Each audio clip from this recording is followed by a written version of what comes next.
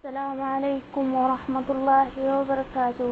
يا أبلي وانكو كان بيا أرما كيسة جدا هندون تكيسانو أكم جتو نجا كيساني فيا في جالالي نجين كيسين حاسمتو مجدي تنانا هرون بيتن هرون فيسبوك قبدن هرون واتساب قبدن جتين تني akka tasaa taatee Dubaayitti kaleessa akka tasaa ta'ee lubbuun isii bahee jedhanii ijoollee hiriyoota kootee amma reefii kana suuraa isheenaa erganii anis gara beekuun gara ijoollee hiriyoota kootiitti wal jala daddabarsaatee jira.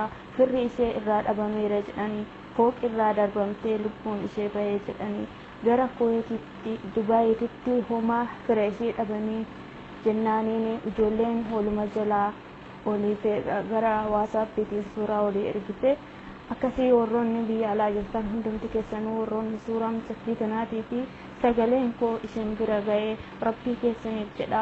Obboleewwan koo hundumti keessanuyyuu waliif daddabarsaa rabbiin fira isiitti haa soqu, rabbiin jeenataanillee isii haa shallamu, warroota lubbuu ishee baasillee inshaallah rabbiin haa gaafatu guyyaa wayii qiyaamaa inshaallah itti gaafatamanii namni lubbuu namaa baase in gaafatamaan dhugaa'oo ta'e balbala rabbiitti inshaallah.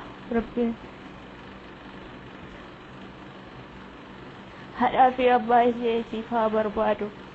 Hundumti keessanuyyuu warroonni obboleewwan qabdan warroonni suuraan isheetii fi sagaleen kiyya isin bira ga'e walii daddabarsaa inshaallah firri ishee amma itti argamuutti jechuudha.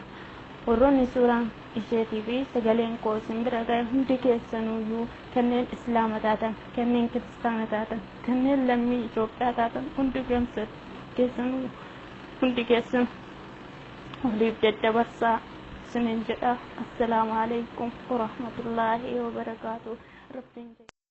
Assalaamu alaykum